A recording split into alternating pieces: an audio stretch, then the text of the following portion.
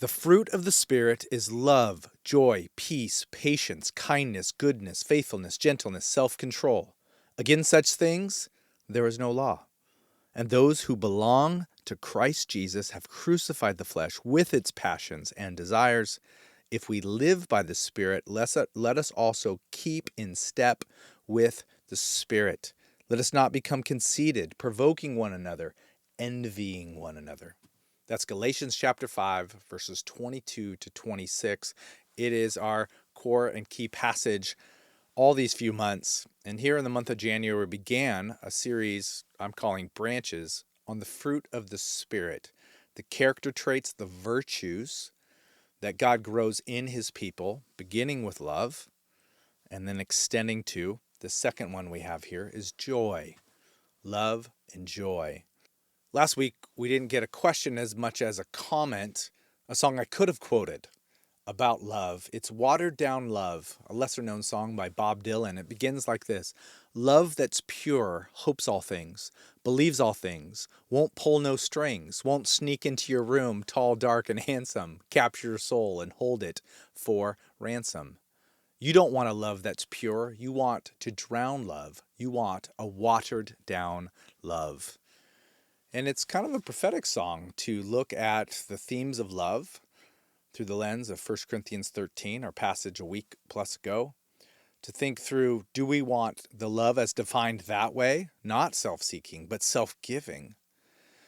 Or do we just want what we call love, which really is more infatuation or erotic? And I want to take more than I give. I don't want to serve. I want to be served. And so those are some words, some lyrics in Watered Down Love by Bob Dylan. I'll let you go look at the rest of the song and be encouraged by it or provoked by it. But we do not want to become conceited, provoking one another or envying one another. That is not actual love. That is not the fruit of God's Spirit. In fact, these virtues that God grows in the soil of his grace in our souls reflect the being, the nature of Jesus.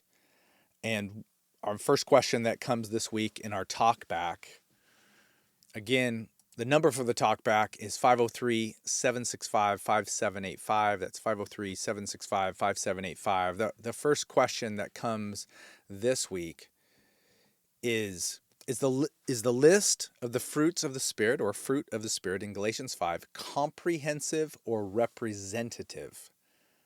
Is this question even important?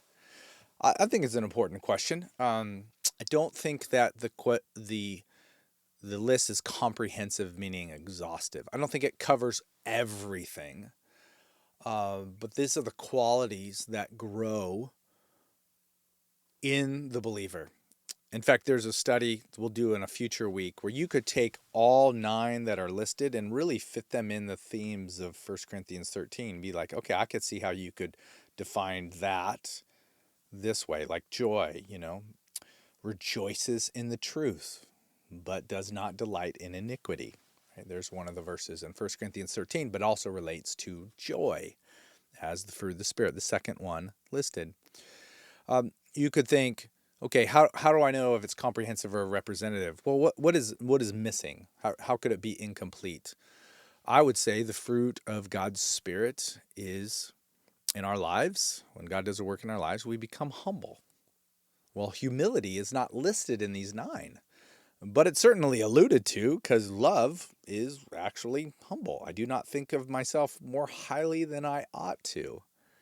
So it's not all the words that are used, but truly, humility grows in this soil. I mean, in fact, if I have peace, it's in part because I'm humble before the Lord and before people, knowing I do not have to know everything or do everything or attend to everything. I don't have to be unsettled, but rather I can be generous and courageous. Again, another word, 2 more words that are not used. And know that I have peace because the Lord will, he'll meet all of my needs because I have humility before him and he loves me more than that. Even being a gracious person The word for joy here is very related to grace. Grace is usually in Greek charis, but here it's chara, joy. So they're very related. So I think that quick little exercise helps us know that it's more representative than comprehensive. But if you were to think of a well-rounded Christian, well, it would be like this. And I think these, as we mature, should become more symmetrical in our lives. Like I pointed out last week, like you know people who are super faithful but not joyful, or not as joyful as they ought to be. Or people who are come across as very loving, but they're not so discerning or self-controlling or self-controlled, temperate. Well, if I'm not self-controlled, can I be loving for the long term? Well, not. I'll run out. I'll run out of energy. I'll run out of stamina. I'll run out of resources. So they all relate in that way. So great question. Another question that came in was great start with the sermon. Awesome. Great helpful points about the happy hormones. You maybe remember them: dopamine, serotonin, oxytocin, and endorphins. And these are neurotransmitters that work within our body at different parts and certainly connect to our brain.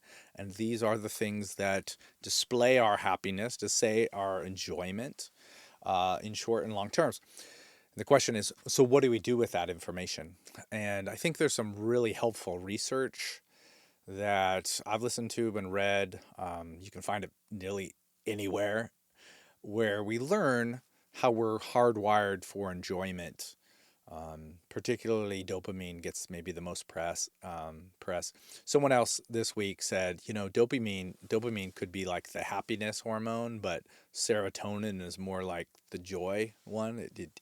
It's less volatile. It doesn't dissipate so quickly, and it extends. I thought that was a helpful, not exhaustive, but a helpful way to describe it. Because, like, for example, let's say you've had a stomach illness, like in our family, and let's say your gut biome is a little bit off right now. Well, your serotonin is predominantly works and made in your intestines. And so if you do not have proper serotonin levels, well, you're going to be more irritable. And let's say you're, just a young kid. Well, you don't know how to describe these things, but you're feeling them deeply. And let's say you're sick and your parents set up, maybe some videos just to kind of satiate you as things go. Everyone's sick, and then you need to be pulled off those videos. Like, hey, we're not going to do that anymore. We're going to get out and play now. We're going to read out loud. We're going to use our creativity. Well, you're going to have a little bit of withdrawals and wanting the dopamine hit of the anticipation of these videos, and specifically what you want, and be cranky about that. Well, all of that makes sense, right? And we act like addicts in that moment because we're living that way. So what do you do about it? I think generally you live as healthily as you can. You learn how to rest, have a good bedtime routine, get your body to ready to bed, not just exhausted, but what is your routine? How do you calm your mind down? We try to do, like, hey, an hour before bedtime, the screens are put away, specifically phones and other devices, so that we can calm down our minds. This is definitely aspirational. I try to do it as much as possible. In our family, husband and wife, we go to bed same time. Kari and I go to bed nearly every night for 21 plus years. We have gone to bed at the exact same time. There are certainly times I might have a late night elder meeting, whatever, but she'll certainly wake up the moment I walk in and lay down in bed, and it's like, hey, how was it? And a little snuggle and then asleep. Now, we don't get up at the same time. I'm up earlier, but getting that routine is super important because we begin with rest. And then renewing patterns of life. So what are your routines? Sleep, I mentioned, but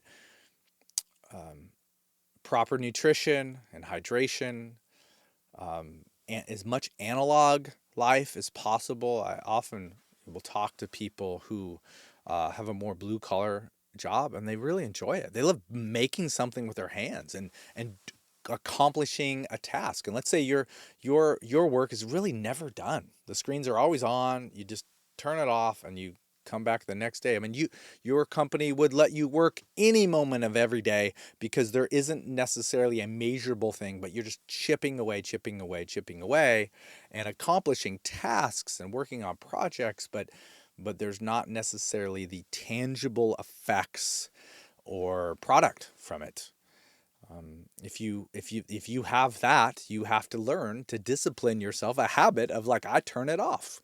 I am not available at all of these hours. And that is a healthy, renewing rhythm of life.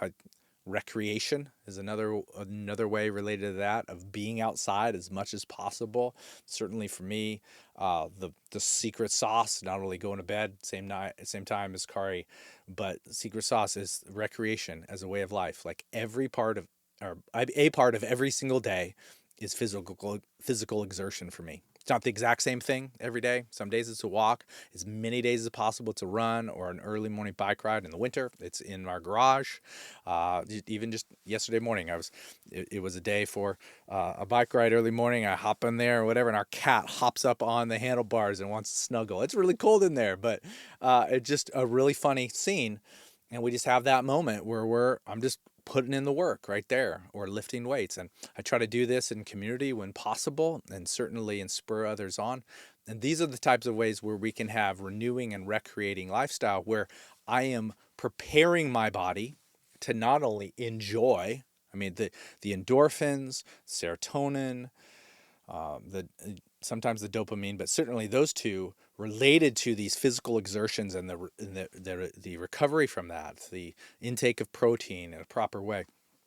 All of this, I become a more joyful person. Certainly people who have met me 15 years ago would say he is not as joyful, wasn't as joyful 15 years ago as I am now. I'm much older. I'm you know, in my mid 40s, far more joyful than I was back then in my early 30s, when I was just getting into recreation, renewal, exercise as a way of life. Sometimes I'm training for a specific distance or event or whatever. In my 40s, it hasn't worked for my family. So people ask me, what are you training for? I said, marathon, this, no, I'm just training for life. I want to extend my health span so I can be useful to people and joyful. And you can tell if I'm either injured or haven't gotten in, workout over a few days, I'm kind of grumpy. And there's no excuse for that. There's no excuse for not being joyful. Joy comes through rejoicing in God. And so the pattern of our lives, I've mentioned more at length here, the exertion and the physical aspects of it, but the pattern of our lives to put ourselves in a posture of worshiping God and giving thanks to Him, beginning our conversations with Him, our prayer with giving of thanks, recognizing His sovereign and powerful loving care over our lives, but also the way in which we express this with words out loud with others. It sets us up to be joyful. We connect the dots in our brains, in our minds, in our history with God to say, He has been faithful to care for the needs of my life. I do not have to attend to every single thing and obsess over everything in my life because He attends to that. I can also serve. And I think that's the third one. If you had renewal and recreation together as the second, rest as the first, the third one, I would say reaching out to people. How can I enter a space, a place of work, a place of or a hobby, a place of, even shopping, a place that you frequent, and go, who can I bless here? Who can I take an interest in, which is kind of the first level of notice them and take an interest in, hey, how are you? A smile. Like, I am not thinking mainly about who I am or how I'm feeling, but rather how this person, like, how do they take today?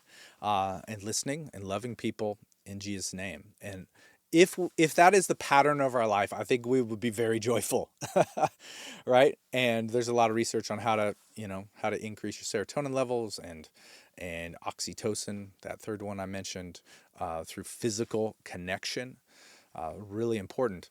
But what you do with it is you do set up a lifestyle, a habit of living this way, not just binging, right? So most of the things I've noticed that a lot of things like education and training is asynchronous, meaning you could just take it whenever. Whereas in previous generations, like, well, they happen during the daylight hours at this time to this time.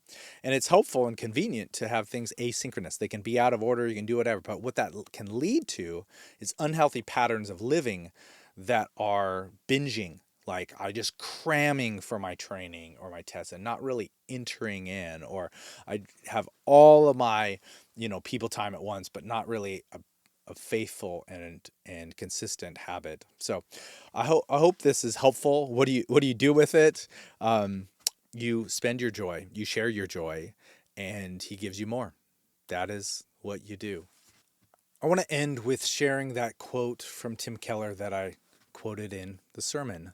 Joy is a spiritual buoyancy that comes when we are rejoicing in God.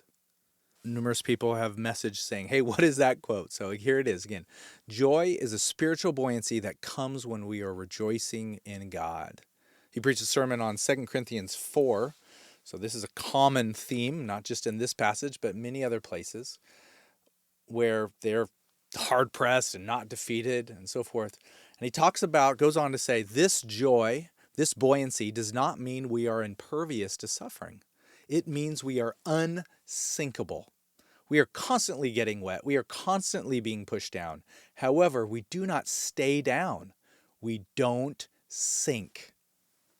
Man, that joy, that constant buoyancy, that spiritual buoyancy, that we come back up because our hope in Christ and we rejoice in him and he gives us that buoyancy. That is what I want for our lives. It's what I want for your life, for my life, for our children's life, for the next generation, for the older generation, to say we are suffering and we are suffering well because our hope is in God and we're looking to him, and people are looking at us and they're seeing the reflection of God's character, his joy on his people. This is obviously the way that Jesus lived. And as you will listen to the sermon, I mentioned that multiple times. Jesus was joyful, for he had this spiritual buoyancy where he rejoiced in God, his Father, all the time.